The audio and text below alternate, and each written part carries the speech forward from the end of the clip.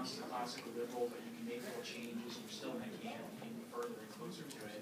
And similarly, with bleeding heart libertarianism, there are people that are clearly bleeding heart libertarians, there are people that are clearly not, and then there are people that are kind of close.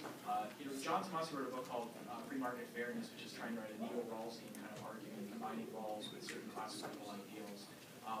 I accept a version of something similar to Rawls when it comes to an idea of social justice, but I don't think of myself as a neo-Rawlsian. I'm much more consequentialist than Rawls is and some other things like that. But so it's not like there's a set of isms you absolutely must think in order to be a libertarian. It's just they have certain kinds of concerns about how markets are supposed to work and what would justify them, and they count enough as caring about social justice and caring about economic liberty at the same time. They're going to be in the libertarian camp. So from my view, it's like if you care about some social justice, the way philosophers mean social justice, and if you care about, I think people have some sort of right to economic liberty in order to respect them. For whatever reason you think that, you're in some way bleeding heart libertarian, most likely. What was the second half of that again? The second part was, why do you think that the kind of Rawls-esque, at least, social justice narrative is better for talking to people than the anti-domination? Yeah, a good way of thinking about this is, if you want to know how people think about morality, go get Jonathan Haidt has a book out called The Righteous Mind. He's a moral psychologist at Virginia. He's brilliant. He's incredibly important. And it talks about how we all have different sort of moral grievances stuck in our heads. And for some people, what really matters to them is care versus oppression, and that dominates all of their thinking. For other people, mostly the people in this room, what you care about is sort of coercion versus voluntariness. And then for other people, conservatives have actually a very wide range of 6 different moral concerns that typical left liberals and libertarians don't have. And if you want to talk to people, you need to be able to talk in their language on the grievances they care about.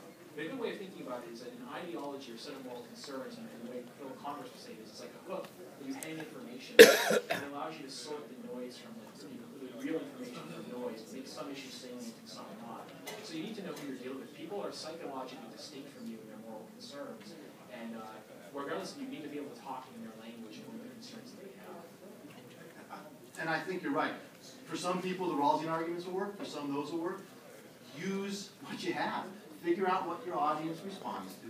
Tell them a good story based on what they respond to. Learn, we've all said it, learn to speak their language. Learn all of the arguments, not just one of the arguments. And it's not just a rhetorical thing either. It's not just do it because you're trying to convince them that we're sophists. It's rather because there's a very good chance that you are blind, that ideologically blind and biased. Probably you are. Probably I am too. Most of us are. Okay?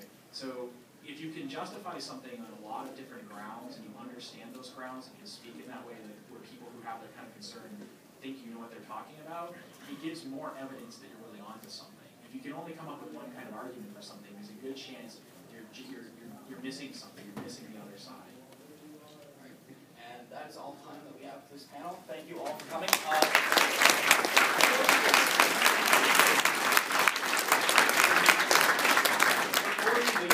We ask that you pick up one of these surveys and fill it out and turn it in later this evening.